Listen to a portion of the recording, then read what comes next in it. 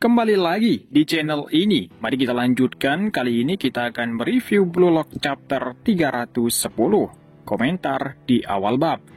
Dua orang yang dibawa ke kota atas saran Igaguri. Setelah mereka bertemu di tempat game, mereka akhirnya berjalan di kota untuk membicarakan sesuatu. Igaguri mengatakan, "Tadi aku bilang aku pergi sekolahmu. Tapi aku bertanya pada salah satu teman sekelasmu dan mereka bilang orang itu selalu nongkrong di area permainan itu. Dan aku menemukannya." Jadi ini alasan Igaguri menemukan Nagi, dan di sini bukti kalau ada sesuatu hal yang penting yang ingin dia bicarakan kepada Nagi. Karena Igaguri mencari Nagi sampai di sekolahnya. Nagi berkomentar kalau Igaguri menjadi orang yang mencurigakan. Igaguri menegaskan kalau dia datang untuk menemui Nagi, itu saja. Nagi langsung bertanya, "Jadi apa yang kau inginkan dariku, Tuan Stalker?" Igaguri bertanya, "Nagi, apa yang akan kau lakukan dengan sepak bola?" Nagi menjawabnya kalau dia masih belum memutuskannya. Igaguri berkomentar, "Baiklah, kupikir kau orang seperti itu." Nagi bertanya lagi, "Apa maksudmu dengan tampilan aku mengerti itu?" Igaguri menjawab, "Tidak, aku sama sekali tidak mengerti. Itulah sebabnya aku datang untuk berbicara denganmu." Igaguri sambil bermain odong-odong, dia mengatakan, "Teruslah bermain sepak bola." Nagi bertanya, "Jadi kau setuju dengan Isagi?" Igaguri menjawab, "Tidak, aku tidak setuju. Itu hanya egoku sendiri karena aku tersingkir bersamamu tadi. Saat itu ketika kau menyadari bahwa kau kalah, apa yang kau rasakan?" Nagi menjawab, "Tidak ada, hanya seperti, ya begitulah." Igaguri berkomentar, "Aku frustasi tentu saja, tapi aku senang. Karena aku bisa mengejar mimpiku menjadi pemain sepak bola profesional. Apapun hasilnya, aku bangga bisa bertarung di panggung itu. Aku mewujudkan mimpi itu, meminjamkan kata-kata ego, itu saja sudah cukup bagiku." Igaguri bertanya kepada Nagi, apakah Nagi sudah puas? Nagi menjawab, "Bahkan jika kau tidak puas, masih ada hal-hal yang terkadang harus kau lepaskan." Igaguri menjelaskan, tidak mungkin, tidak ada batasan untuk bermimpi. Igaguri melanjutkan, "Apa yang ada di dalam mimpi hanyalah ukuran kapal. Mimpi yang kumiliki untuk menjadi seorang profesional adalah kapal yang cukup besar untuk mempertaruhkan nyawaku. Namun, untuk kapal yang disebut menjadi yang terbaik di dunia, terlalu kecil. Jadi, aku merasa puas ketika meninggalkan Blue Lock. Tapi kau berbeda, kau sama sekali tidak puas, bukan?"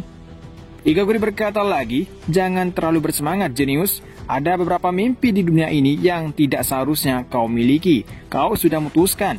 Aku datang ke sini untuk memberitamu ini." Igaguri terkejut melihat ekspresi Nagi seperti dia sudah tahu.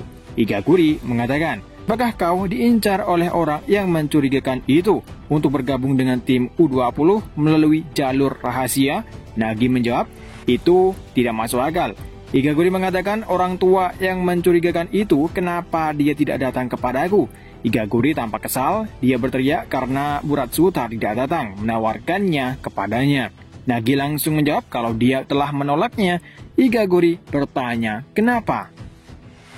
Nagi menjelaskan, "Karena aku tidak ingin menghancurkan mereka. Aku hanya tidak bisa mengkhianati Blue Lock." Igaguri terkejut mendengar alasannya. Igaguri mengatakan, "Kau hanya itu satu-satunya alasanmu?"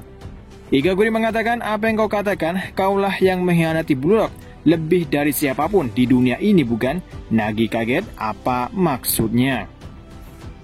Igaguri menjelaskan, "Pikirkanlah, kau yang melakukan operan itu di saat-saat terakhir dan kalah, bukan? Menjadi striker terbaik dunia, apa yang kau lakukan adalah kebalikan dari ide itu.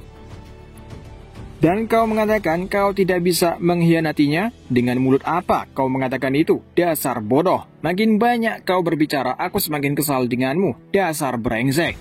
Nagi menjawab, "Kalau aku punya keyakinan penuh pada Blue Lock, apa aku bakal punya keraguan ini?" Igaguri langsung mengatakan, "Bodoh."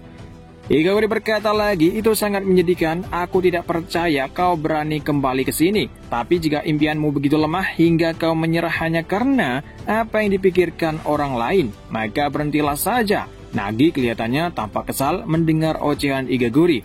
Dia berkata, apakah kau sedang mencari masalah? Igaguri berkomentar, orang tuaku menantang mimpiku. Jadi ketika aku bergabung dengan Blue Lock, aku meninggalkan rumah dengan persiapan matang, tekad yang kuat. Entah bekerja di kuil selama sisa hidupku jika aku kalah atau menjadi pemain Blue Lock profesional. Aku mempertaruhkan mimpiku dan resikoku.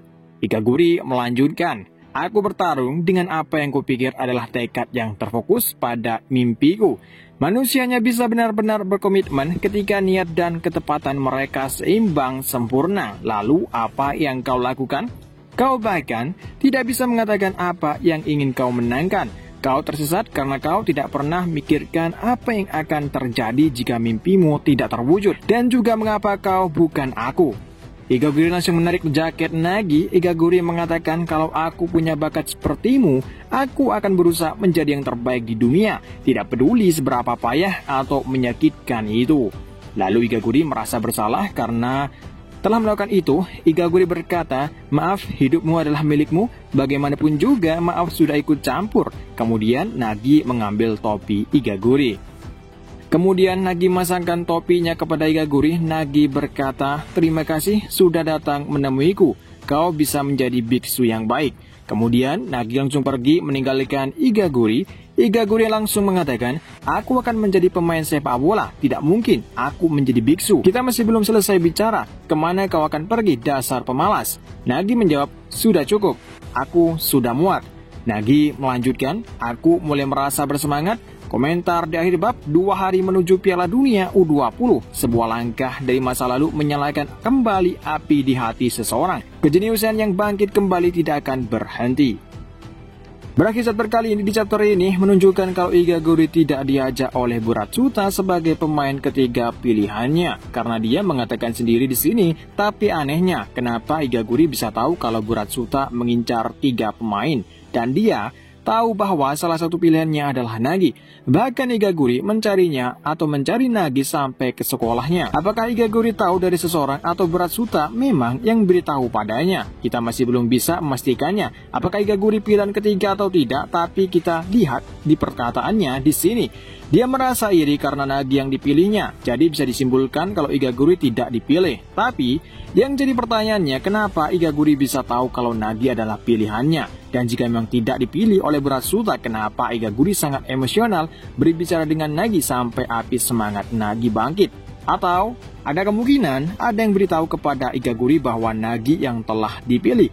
Lalu siapa orang tersebut? Apakah dia adalah orang ketiga? Sejauh ini kita hanya bisa menebak. Pasti yang beritahu Igaguri kemungkinan orang yang dekat dengan Igaguri selama di Blue Lock. Dan orang itu yang terpilih menjadi pemain ketiga Buratsuta. Karena hanya Buratsuta dan pemain yang dia pilih mengetahui rencana rahasia ini. Jadi masih ada kemungkinan Igaguri pemain ketiga. Dan orang-orang yang masih berharap kira pilihan yang ketiga, masih ada kemungkinan dia yang akan masuk.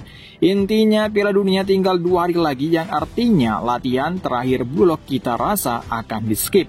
Dan di sini Nagi memiliki semangat lagi dan dia akan kembali menemui Buratsuta dan menerima tawaran tersebut. Bisa dibilang Nagi akan menjadi villain yang berencana menggulingkan ego dari Blue Lock. Dan sampai di sini dulu untuk review manga Blue Lock chapter 310. Dan tak lupa terima kasih yang udah nonton video ini sampai habis. Dan sampai ketemu lagi di review manga Blue Lock chapter selanjutnya dan manga-manga lainnya. Dan sampai jumpa.